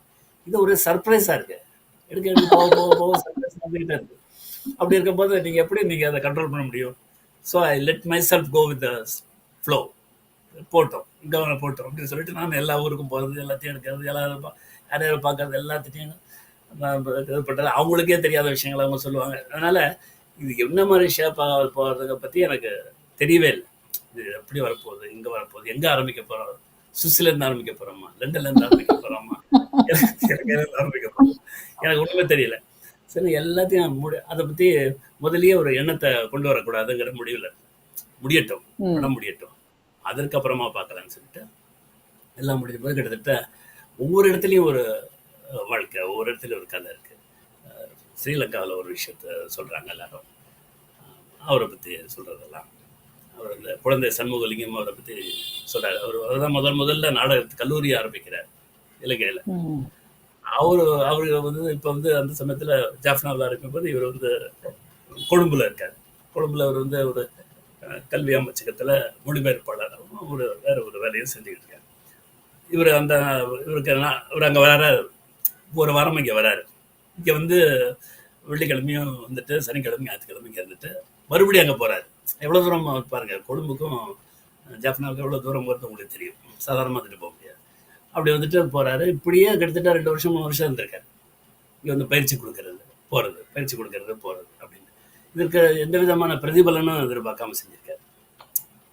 ஆமாம், ஒரு ட்ராவலிங் அலவன்ஸ் கூட வாங்கிக்கலாம், அந்த மாதிரிலாம் செஞ்சுருக்காரு. இது மாதிரி அங்கே ஒரு விஷயத்த அங்கே சொல்கிறாங்க. அப்புறம் அங்கே நாடகங்கள் நடக்கும்போது எப்படி அந்த காலத்தில் வந்து தாசிசியஸுக்கு அங்கே இருந்த சூழல் எப்படி இருந்தது, இணக்கமாக இருந்ததா, இல்லை அவருக்கு வந்து ஆதரவளிக்கக்கூடியதாக இருந்ததா, இப்படிங்கிறதெல்லாம் நான் அங்கே போய் தெரிஞ்சுக்கிறதுக்கான வாய்ப்பு எனக்கு அதுக்கு முதல்ல அதெல்லாம் தெரியாது எனக்கு. அங்கே அங்கே ஒரு நாடகத்தில் நடித்தார், போனார், அப்புறம் வந்தாருங்கிறது தான் எல்லா இடத்துலையும் சொல்லப்படுது. அங்கே போய் அங்கே உள்ள மக்களை பார்க்கும்போது தான் அதுக்கான எப்படிலாம் அங்கே நடந்திருக்கு அப்படிங்கிறதெல்லாம் தெரிய ஆரம்பிச்சது. ஸோ அதெல்லாம் நான் உள்ளடக்க வேண்டியதாக இருந்தது. இப்படி ஒவ்வொரு இடத்துக்கும் போக போக போக போக அந்த நேரங்கிறது எனக்கு வந்து ஒரு பொருட்டாகப்படலை. நிறைய புரிஞ்சுக்கிட்டே போகுது. அப்போ லண்டனுக்கு வந்தபோது லண்டனில் கலரியில் இருந்தவங்க அவங்களெல்லாம் சொல்கிறாங்க, எல்லாம் செய்கிறாங்க. அப்புறம் எல்லா இடத்துலையும் எனக்கு நல்ல சப்போர்ட் இருந்தது. தொழில் சம்மந்தப்பட்டவங்களாக இருந்தப்போ இப்போ லண்டனில் இருந்தோன்னா சாம் பிரதீபன் கேமராமேனாக இருந்தார். அதே மாதிரி சுவிஸுக்கு போனால் கிருபாங்கிற ஒருத்தர் இருந்தார். அப்புறம் சென்னையில் இந்த சரவணன் இருந்தார். அப்புறம் ஸ்ரீலங்காவில் குணநேசன். என்ன எதுக்குன்னா இவங்களோடலாம் நான் வந்து ஏற்கனவே நான் வேலை செய்யவே இல்லை. சாம் பிரதீபனாக இருக்கட்டும், குணநேசனாக இருக்கட்டும், கிருபா இவங்களோடலாம் வேலை செய்யலை. ஆனால் இவங்களுக்கெல்லாம் அவரை பற்றி நல்லா தெரிஞ்சிருக்கு. இப்போ சாம்லாம் அவருடைய நல்லா பழகிருக்காரு, அவரும் ஒரு நாடகக்காரராக இருந்திருக்காரு. அதனால இவங்களுக்கெல்லாம் வந்து இந்த மாதிரி ஒரு படம் எடுக்கணும்னு அவங்களுக்கே ஒரு ஒரு தன்னார்வம் வந்திருக்கு. முன்ன பின்ன பார்க்காம நான் என்னென்ன சொல்கிறேனோ அதெல்லாம் அவங்க செய்ய ஆரம்பித்தாங்க. அப்போ தான் அவங்களே பார்க்குறேன். அவங்கள பார்த்து காலையில் பார்த்துட்டு உடனே அவங்களோட வந்து நான் வந்து படம் எடுக்க போகிறேன். அவங்க எல்லாம் அவங்களோட ஒத்துழைப்பு, எல்லாரோட ஒத்துழைப்பு. அதே மாதிரி எல்லாரும் யாரெல்லாம் பார்த்தோம் எல்லாருமே அவங்களுக்கு நல்ல ஒத்துழைப்பு கொடுத்தாங்க. ஒத்துழைப்புங்கிற வகையில் எனக்கு எந்த விதமான பிரச்சனையும் எங்கேயும் வரல. அதனால என்னோட பிரச்சனைலாம் இதெல்லாம் வச்சுட்டு நான் என்ன செய்ய போகிறேங்கிறலாம். அதற்கு பிறகு எவ்வளோ எடுத்துகிட்டு வந்து இங்கே பல மாதங்கள் நான் அதை நான் திரும்பி பார்த்தேன். பல மாதங்கள் பார்த்து அதை வந்து எடிட் பண்ணுறதுக்கு இது பண்ணி அப்புறம் அதுக்கப்புறம் அதுக்கு ஒரு உருவம் இப்படி கொடுக்கலாம் அப்படிங்கிற ஒரு உருவத்தை அது ஒரு அநேகமாக முழுமையாக இருக்கும் அப்படிங்கிற, ஏன்னா என்கிட்ட இருக்கிற விஷயங்கள், அப்புறம் அதில் இருக்கிற விஷயம், அது அவரை எப்படி பார்க்கணுங்கிற ஒரு விஷயம் எல்லாத்தையும் இணைச்சி அதை நான் இந்த படம் பண்ணியிருக்கேன். அதனால் இதை முடிவாக அதோட ஜட்ஜு பண்ண வேண்டியது நீங்கள் தான். என்னோட வேலையை செஞ்சுட்டேன், அவ்வளவு. உண்மையிலே கேட்கும் பொழுதே அவர் அவ்வளவு சுவாரஸ்யம். நீங்க உண்மையான நல்ல கதை சொல்லிதான் பேசும் பொழுதே உங்களோடு கேட்டுக்கொண்டே இருக்கலாம். கதை சொல்ல நான் கேட்டுக்கொண்டே இருக்க வேணும் போல ஒரு தோற்றம். அப்படியான உங்களுடைய கதை சொல்ற விதம் கேட்பவனை அப்படியே ஈர்த்து வைக்கக்கூடியதாக இருக்கும். ஆகவே எங்களுடைய தாசிசியஸ் அவர்களை நீங்கள் ரசித்த, அவருடைய ஆளுமையை பற்றி நீங்கள் அனுபவித்த, அல்லது ஒவ்வொருவரும் சொன்ன விடயங்களை ஒரு இயக்குனராக நீங்கள் எப்படி பார்த்திருக்கிறீர்கள் என்றது நாங்கள் அந்த படத்துக்கூடாக நிச்சயமாக எங்களுக்கு ஒரு பெரும் திருப்தியை தரும் என்ற நம்பிக்கை எனக்கு இருக்கிறது. அதே போல எல்லோருக்கும் இருக்கிறது. அதே போல நான் அவருடைய ஊரிலிருந்து வந்தவள், தூரத்து உறவுக்காரி என்னதும் வட்டத்துல எங்களுடைய ஊரவருக்கு கூட இவருடைய இந்த அருமை பெருமைகள் அவ்வளவு தெரிந்திருக்குமோ என்றது ஒரு கேள்விக்குறிதான். ஆகவே எல்லோருமே அவரை நீங்கள் சொன்னது போல அவர் தன்னுடைய குறுகிய வட்டத்துக்குள் இல்லாமல் ஊர் உறவு, அதை கடந்து தமிழர், ஈழத்தமிழர், அதை கடந்து உலகத்தமிழர் என்ற தரத்துக்கு எங்களுடைய தமிழ் இனம் நோக்கி ஒரு நேசிப்போடு மட்டும் ஒரு பயணித்த, அந்த இனத்தினுடைய கலைகளுக்கூடாக தன்னின் இனத்தினுடைய இருப்பை நோக்கி, அடையாளத்தை நோக்கி கொண்டு சென்ற ஒரு மனிதராக அவருடைய பெரும் பயணம் இருந்திருக்கிறது. அந்த பெரும் பயணத்தை இவ்வளவு பயணம் மேற்கொண்டு நீங்கள் ஒரு ஆவணத்தொகுப்பாக, ஆவணப்படமாக கொண்டு வந்திருப்பது ஒரு பெரும் வெற்றி என்றுதான் நினைக்கின்றேன். உங்களுடைய வாழ்வு அனுபவத்திலே நீங்கள் மனிதர்களை அசோகமித்திரன் மற்றும் ஃபாதர் சர்க்கார், எங்களுடைய தட்சிணாமூர்த்தி அவர்கள், தாசிஸ் அவர்கள், இப்படி நீண்ட மனிதர்களுடைய வாழ்வியலை ஆவணப்படுத்துவதான உங்களுடைய பயணத்தில் தாசிஸுடைய தாக்கமும் உங்களுடைய மறக்க முடியாத ஒரு தாக்கமாக இருக்கும் என்று நினைக்கின்றேன். இப்ப மனிதர்களை ஆவணப்படுத்தலாக்குவதில் அல்லது மனிதர்களுடைய தனிப்பட்ட மனிதர்களுடைய வாழ்வுகளை ஆவணப்படுத்துவதாக்குவதில் உங்களுக்கு இதுவரை வெற்றி கிடைத்திருக்கிறதா? இப்படியான பிரதிபலிப்புகள் அல்லது எதிர்வினைகள் உங்களுடைய ஆவணப்படத்துக்கு கிடைத்திருக்கின்றன, தனி மனிதர்களை ஆவணப்படமாக்குவது தொடர்பாக தன்மனுடைய வாழ்வியல்? இது வந்து படம் பார்த்தவர்களை தான் சொல்லணும்னு நினைக்கிறேன். என்னோட வகையில வந்து எனக்கு என்னுடைய பங்கு, என்னுடைய முயற்சி அப்படிங்கிறது வந்து நான் ஒவ்வொரு படத்திற்கும் நான் முழுமையா அதை கொடுக்குறேன். அதாவது ஒரு ஆவணப்படம் எடுக்கிறதுங்கிறது வந்து ஒரு சவாலான ஒரு விஷயத்தான். ஏன்னா ஒவ்வொரு ஆவணப்படத்தில் வந்து எல்லா விஷயங்களும் இருக்கு. தொழில்நுட்பம் கேமரா எடுத்துகிட்டு போய் உடனே எடுத்துகிட்டு இருந்தது அப்படிங்கிற மாதிரி விஷயம்லாம் இல்லை. நான் பல மனிதர்களை நீங்கள் சந்திக்கணும், அதற்கான ஒரு கள ஆய்வு செய்யணும். என்னதான் மற்றவர்கள்லாம் சொன்னாலும் கூட நீங்கள் அதை தெரிஞ்சுக்கணும். இப்போ வந்து தாசிஸை பற்றி எனக்கு மற்றவர்களை சொன்னாலும் நான் தெரிஞ்சுக்கிட்டு தான் அதை செய்யணும் அப்படிங்கிற மாதிரி நான் என்னை உட்படுத்திக்கிறேன். நம்ம ஒருத்தர் ஸ்கிரிப்ட் எழுதி கொடுத்தாலும் சரி, வந்து நானே வந்து அதை பற்றி எல்லாத்தையும் தெரிஞ்சுக்கணும், அல்லது அவர்கள் அளவுக்கு தெரிஞ்சுக்க முடியாட்டாலும் அவர்கள் சொன்னதெல்லாம் வைத்து நான் வந்து எனக்கு ஒரு தனிப்பட்ட ஒரு ஆராய்ச்சி அதை பற்றி அதெல்லாம் செய்யணும். அப்படி எல்லா படத்துலையும் நான் செய்வேன். அது ஒரு முக்கியமான ஒரு விஷயம். அது எனக்கு ஒரு தன்னிறைவு தரக்கூடிய ஒரு விஷயமா இருக்கும். அப்புறம் இரண்டாவதாக வந்து பல புது விஷயங்களை கற்றுக்கொள்வதாக, இது வரைக்கும் எனக்கு தெரியாத ஒரு விஷயத்தை எனக்கு இது வந்து என்னை நானே மேம்படுத்திக் கொள்வதான ஒரு விஷயமாக நான் ஆவணப்படம் எடுக்கிறத பார்க்குறேன். நான் இந்த படம் எடுக்கிறதுக்கு முன்னாடி நான் இருந்த ஒரு மனிதனா, இந்த படம் எடுத்ததுக்கு பிறகு உள்ள ஒரு மனிதருக்கும் நிறைய வித்தியாசம் இருக்குது. அது மாதிரி ஒவ்வொரு படத்துலையும் எனக்கு நிகழ்வு. நான் மனிதர்கள் பற்றி, அதாவது சாதனையாளர்களை பற்றியெல்லாம் படம் எடுத்திருக்கேன். எழுத்தாளர்கள், நாடகக்காரர்கள், இசைக்கலைஞர்கள், விஞ்ஞானிகள், இவங்களை பற்றி எல்லாம் எடுத்திருக்கேன். இதை தவிர வந்து நான் வந்து சுற்றுப்புற சூழலை பற்றி, இதை பற்றி எல்லாமே எடுத்திருக்கேன். அது எனக்கு வந்து இதெல்லாம் ஒரு படங்கள் எடுத்தப்போ நீங்கள் ஒருத்தி மனசுங்கடா படம்னு சொன்னீங்க, அது வேற மாதிரியான விஷயம். அது மனிதர்கள் வைத்து இயக்குவது, கதையை சரியாக சொல்வது என்பது அந்த மாதிரி. அதில் வந்து எனக்கு எல்லாமே எனக்கு ஏற்கனவே தெரிஞ்சிருக்கும். படம் எடுக்கும்போது நான் கற்றுக்கொள்வது என்பது அதிகம் இருக்காது. தெரிந்த பிறகு தான் அந்த விஷயத்துக்கு நான் போவேன். ஸ்கிரிப்டை நல்லா தெரிஞ்சுக்கிட்டு அதுக்கப்புறமா தான் அதுக்கு போவேன். ஆனால் டாக்குமெண்ட்ரிங்கிறது நம்ம எவ்வளோ தெரிஞ்சு வச்சுருப்போம், திடீர்னு ஒருத்தர் பேசும்போது நம்ம எடுத்த முடிவுகள்லாம் கூட ஒரு மறுபரிசீலனைக்கு உட்படுத்தணுங்கிற மாதிரியான சில விஷயங்களை அவர் சொல்லுவாங்க. நம்ம இதுதான் நினச்சிக்கிட்டு நம்ம ஒரு 60% 70% போயிருப்போம். திடீர்னு நமக்கு வந்து ஒரு சர்ப்ரைஸில் வந்து சொல்லும்போது இதெல்லாம் நம்ம ரீகன்சிடர் பண்ணணும், நம்ம நினச்சிக்கிட்டு இருந்தது வேற. ஸோ அதெல்லாம் வந்து ஆவணப்படத்தில் இருக்கும். ஆவணப்படத்தோட வந்து இன்னொரு விஷயம் வந்து ஆவணப்படுத்தி அடுத்த தலைமுறைக்கு நம்ம கொண்டு போகிறோம். அந்த பணி நமக்கு இருக்குது, அந்த பணி, அந்த பொறுப்பு நமக்கு இருக்குது அப்படின்னு. ஏன்னா ஆவணங்கள் இல்லாத ஒரு சமூகம் நம்மளுடைய சமூகம்.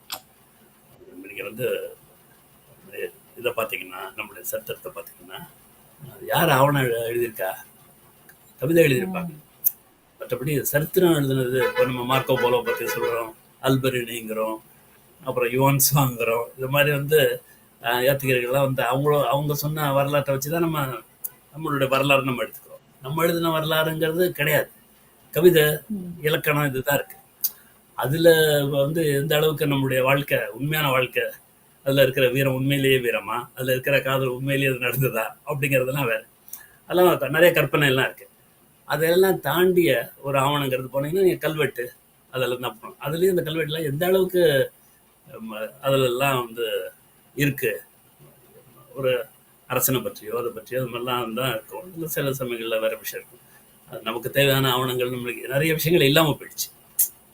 ஸோ இப்போது அதெல்லாம் வந்து நம்ம ஆவணப்படுத்தி ஆகணும். அப்படிங்கும்போது அதை வந்து நம்ம சரிவர செய்யணும். இதை வந்து இது வரைக்கும் ஆவணப்படுத்தாத விஷயத்த கூட நமக்கு இப்போது என்ன இருக்கோ அதை வைத்து அடுத்த தலைமுறைக்கு நம்ம கொடுக்கணும். இப்போது வந்து தாசிஸை பற்றி இந்த ஆவணப்படம் வந்து அடுத்த தலைமுறைக்கு நிச்சயமாக பயன்படும். இன்னொரு 100 வருடங்களுக்கு கழித்து தாசிஸ் என்கிற ஒரு நாடகர் இப்படி ஒரு பயிற்சி கொடுத்தார், எப்படி அவர் பேசினார், எப்படி உரையாடினார், அப்போ அங்கே உள்ள மக்கள்லாம் எப்படி இருந்தாங்க, அந்த சூழல் எப்படி இருந்தது, முதல்ல இப்படி எடுத்துக்கிட்டு போனார். இப்போ நம்ம சொல்கிறோம் திறமான புலமையெனில் அதை வெளிநாட்டார் வணக்கம் செய்திட வேண்டும் சொல்கிறோம்.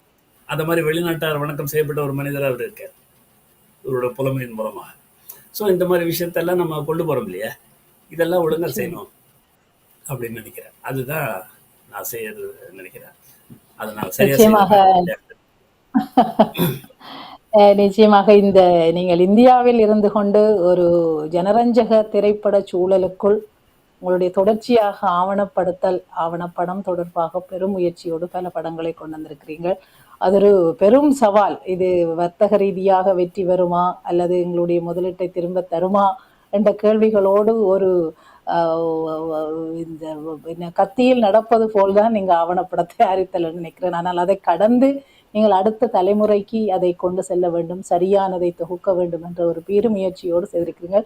அதே கனதியோடு எப்படியாக நீங்கள் இந்தியாவில் உள்ள கலைஞர்களை அல்லது மனிதர்களை அல்லது வாழ்வியலினுடைய மிக முக்கியங்களை சொல்லக்கூடிய எங்கள் வாழ்வியலுக்கு முன்னோடிகளாக இருக்கக்கூடியவர்களை யார் பதிவாகம் செய்கிறீர்களோ அதே போல எங்களுடைய ஈழத்தமிழர்களுடைய இரண்டாவது மனிதராக உங்களுடைய கைகளில் வந்திருக்கிறார் எங்களுடைய தாசிசியஸ் என்று நினைக்கின்றேன். அவரையும் அந்த வண்ணமாக கோர்த்து அவர்களுடைய அருமை பெருமைகளை அவர்களுடைய கனதியை எல்லோருமே அறிந்து கொள்வதற்காக அடுத்த தலைமுறையும் அறிந்து கொள்வதற்கான ஒரு அழகான தொகுப்பாக உங்களுடைய ஆவணப்படம் வந்திருக்கு நினைக்கிறேன். நீங்கள் சொல்லுகின்ற ஒவ்வொரு கூற்று, நீங்கள் பேசுகின்ற கதைகளுக்கு கூடாகவே இது எப்படி அந்த கதை நகர்வு ஒரு கதை சொல்லியாக நீங்கள் அதை வடிவமைத்திருப்பீர்கள், எப்படி அதற்கு வனைந்திருப்பீர்கள் என்பது நாங்கள் உணரக்கூடியதாக இருக்கின்றது.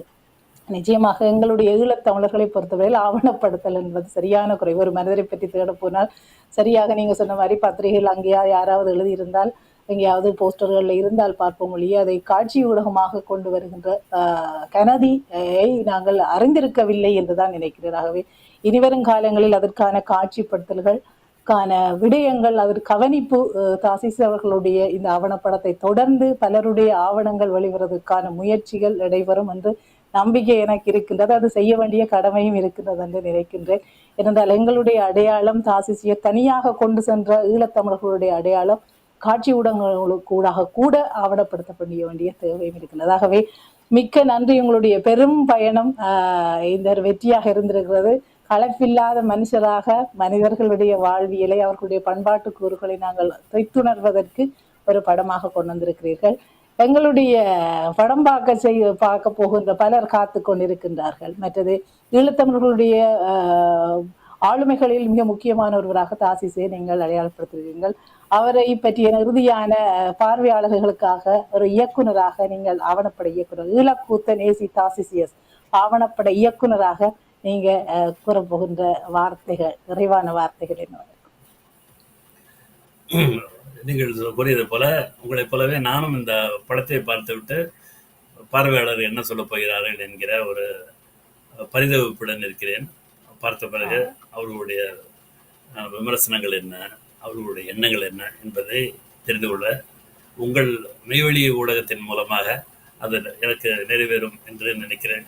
என்னுடைய நேர்காணலை நீங்கள் பதிவு செய்தது போல அவர்களுடைய அனுபவங்களையும் நீங்கள் பதிவு செய்து அனுப்பினால் எல்லோரும் அது தெரிந்து கொள்வதற்கு மிகவும் உறுதுணையாக இருக்க என்று நினைக்கிறேன். இது போன்ற கலைஞர்களே நாம் முதலில் அறிந்து கொள்ள வேண்டும். அவர்களை பற்றி நாம் ஒரு சமூகத்தில் கலைஞர்களின் பங்கு என்ன என்பதை நாம் சரிவர புரிந்து கொள்ள வேண்டும். அதுதான் நாம் செய்ய வேண்டிய ஒரு முக்கியமான ஒரு பணி என்று நினைக்கிறேன். கலைஞர்கள் எல்லாவற்றையும் மீறி தங்களுடைய பணிகளை செய்து கொண்டிருப்பார்கள். அவர்களுடைய வயிற்று பசியாக இருக்கட்டும் அல்லது வேறு விதமான இதாக இருக்கட்டும், இதெல்லாம் மீறித்தான் அப்படி இருந்தால்தான் ஒரு கலைஞராக வர முடியும். நீங்கள் என்னதான் நீங்கள் ஒரு கலைஞனை நீங்கள் வைத்து அழுத்தி கொண்டிருந்தாலும் கலைஞன் மேலே வந்து கொண்டே இருப்பான். ஆனால் அதன் கூடாகவே நாமும் வளர வேண்டும். கலைஞன் மட்டும் வளர்ந்து கொண்டு பின்னால் நாம் போவது என்பது கூடாது. இருக்கிற சமயத்திலேயே நாமும் அதனோடு வந்தால் அந்த யுகம் வளரும். இப்பொழுது ஷேக்ஸ்பியர் வாழ்ந்த காலத்தை பற்றி நம்ம பேசுகிறோம். ஷேக்ஸ்பியர் மட்டுமல்ல, ஷேக்ஸ்பியரோடு பலர் இருந்திருக்கார். கிறிஸ்டோபர் மார்லோ, பென் ஜான்சன், இது மாதிரி. ஏனென்றால் அந்த எலிசபெத்தின் ஏஜ் என்கிற ஒரு ஏஜ் அது அவ்வளவு செழிப்பா. இப்போ ரெனசான்ஸ் என்று சொல்கிறோம். ரெனசான்ஸ் என்றால் அது ஏராளமான மனிதர்கள், ஏராளமான கலைஞர்கள், சிற்ப கலைஞர்கள், ஓவியர்கள், இசைக்கலைஞர்கள், இப்படி எல்லாம் சேர்ந்து உருவானது தான் ஒரு. எனவே இங்கே தனிமரம் தோப்பாக ஆகி கொண்டிருக்கிறது. அந்த நிலைமை இருக்கக்கூடாது. ஒரு கலைஞன் மட்டுமே இருந்தார், அவர் செய்து கொண்டிருந்தார் என்பதாக இல்லாமல் அந்த ஒரு கலைஞர் இருக்கும் பொழுது அவருடைய மேன்மையை புரிந்து கொண்டு அவரை நாம் பாதுகாப்பது, அதற்கான அவருக்கு உறுதுணையாக இருப்பது, அதுதான் ஒரு வளர்ச்சி அடைந்த சமூகத்தின் ஒரு போக்காக இருக்க வேண்டும், அடையாளமாக இருக்க வேண்டும். அதை நாம் செய்ய வேண்டும். அதை விட்டுவிட்டு அவர் வளர்ந்ததுக்கு அப்புறமா அவர் பெரிய ஆளாக இருக்காரு, பாரதியார் நல்லா பாட்டு பண்ணாருங்கிற மாதிரி இருக்கக்கூடாது. அந்த சமயத்தில் நம்ம என்ன செய்யறோம்? ஏன்னா நம்மெல்லாம் தெரிஞ்சு வச்சிருக்கோம். அந்த பொறுப்போடு நம்முடைய காலத்தில் நாம் வாழ வேண்டும். கலைஞர்களை நாம் ஊக்குவிக்க வேண்டும், புரிந்து கொள்ள வேண்டும் என்று நினைக்கிறேன். மிக்க நன்றி அம்சன்குமார். உங்களுடைய ஒரு கடமையையும் எங்களுக்கு உங்களுடைய வார்த்தைகளுக்கு ஊடாக உணர்த்தி செல்லிருக்கிறீர்கள். அந்த வாழும் பொழுது கலைஞர்களுடைய அவர்களை புரிந்து கொள்வதும் அவருடைய வாழ்வியலுக்கான ஊக்குவிப்பை கொடுப்பதும் அவர்களை பற்றிய பதிவாக்கங்களை மேற்கொள்ள வேண்டியது அவர்களோடு வாழுகின்ற மக்களாக எங்களுடைய கடமையாக இருக்கிறது. அந்த வகையில் இந்த தாசிசிஎஸ் இவ்வளவு ஆவணப்படுத்தப்பட்டிருக்கின்றார். அவரை போன்று இன்னும் பலரும் கூட ஈழத்து தமிழுலகில் பல விதமான பணிகளில் பல விதமான ஈடுபாடுகளில் மறைந்தும் மறையாதவர்களாக எளிமையானவர்களாக வாழ்ந்து கொண்டிருக்கிறார்கள். அவை அந்த எளிமை மனிதர்களுடைய வாழ்வு நிச்சயமாக ஒரு முக்கியமாக என்னுடைய பணி மட்டும் அல்ல. இது நிறைய பேருடைய பணி. நான் சொல்லும் பொழுதே நிறைய பேர் இதில் இணைந்து தங்களை முழுமையாக ஈடுபடுத்திக் கொண்டார்கள். முக்கியமாக ஆண்டன் பொன்ராசாவுடைய பணி, அவருடைய பங்களிப்பு மிகப்பெரியது. இதற்கு தொடர்ந்து ஊக்கப்படுத்த நவதர்ஷினி போன்றவர்கள். அதற்கு சொன்னதெல்லாம் இப்போ நீங்கள் நான் ஒரு இயக்குனராக மாதிரி தாசிஸ் இந்த படத்தில் இயக்க கொண்டிருந்தேன். அந்த அளவிற்கு அவர் எல்லா விதமாகவும் ஒத்துழைத்தார். இப்படி பல விதமாகவும் அந்த ஒத்துழைப்பு. எனவே இதற்கு நான் மட்டுமே காரணம் என்று சொல்லிவிட முடியாது. நான் இதில் முக்கியமாக ஆரம்பத்திலிருந்து கடைசி வரைக்கும் தொடர்ந்து சென்று கொண்டிருக்கேன். ஆனால் எல்லா இடங்களிலும் எல்லாரும் எனக்கு மிக உறுதுணையாக இருந்தார்கள். அதனால்தான் இது செய்ய முடிந்தது. ஆவணப்படம் பற்றிய ஒரு அவேர்னஸ் பெருகி கொண்டு வருகிறது என்றே நினைக்கிறேன். முன்பு இருந்ததை போன்று இல்லாமல் இப்பொழுது உதாரணமாக ஆவணப்படத்தை பற்றி நீங்கள் இவ்வளவு நேரம் நம்ம பேசிக்கொண்டிருக்கோம். இதுவே ஒரு முக்கியமான ஒரு விஷயம் என்று நான் நினைக்கிறேன்.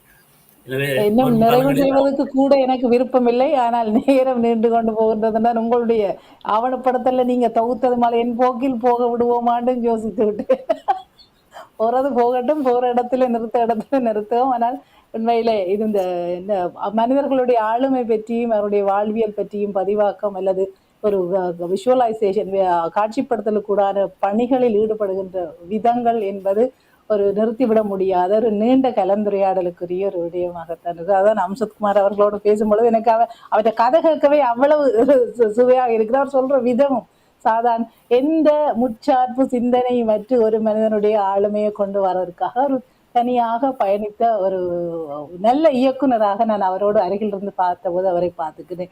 இந்த முதலே இவரை இப்படி காட்டணும் அப்படி காட்டணும் இல்லை, எல்லாத்தையும் எடுத்துக்கொண்டு நான் எங்கு அவரை நான் கொண்டு வரலாம் என்று ஒரு நல்ல இயக்குனருக்குரிய போக்கு நிலையில் அவர் இந்த படத்தை ஆவணப்படுத்தி இருக்கிறார். ஆகவே நிச்சயமாக எல்லோருடைய மனங்களில் இது இடம் பிடிக்கும். மெய்வழி நீங்க கேட்டுக்கொண்டதை போல மெய்வழி அதற்கான ஆயத்தங்களை செய்திருக்கின்றது. மக்களுடைய கருத்துக்களை உள்வாங்கி அது ஏனென்றால் எதுவும் நிச்சயமாக ஒரு ஆவணப்படுத்தலான ஒரு விடயமாகவே நாங்களும் கொள்ள வேண்டிய தேவை இருக்கின்றதாகவே தனியாக இதன் இல்லாமல் தொடர்ச்சியான ஆவணப்படுத்தலில் கருத்தூன்றி நாங்களும் செயற்படுவோம் என்று உங்களுக்கு நம்பிக்கை கொடுக்கிறேன். நீங்கள் என்னோட தனியாக பேசும் பொழுது சொன்னது இந்த நாராய தொடங்குவோம், நாங்களும் தாசிசை தொடங்கி விட்டதை தொடங்குவோம். நிச்சயமாக இந்த அரங்க பயணம் தொடர வேண்டும். நல்ல அரங்க இதயங்களை சந்திக்க வேண்டும். அதற்கூடாக தமிழினத்துக்கான ஒரு அடையாளத்தை தொடர்ந்து நிறுவ வேண்டும் என்று எல்லோரும் முயற்சிப்போம் என்று கூறி உங்களுக்கும் வாழ்த்து கூறி மீண்டும் சந்திப்போம் என்று உங்களிடம் இந்த அன்போடு விடைபெற்றுக் கொள்கின்றேன். நன்றி. நன்றி, வணக்கம்.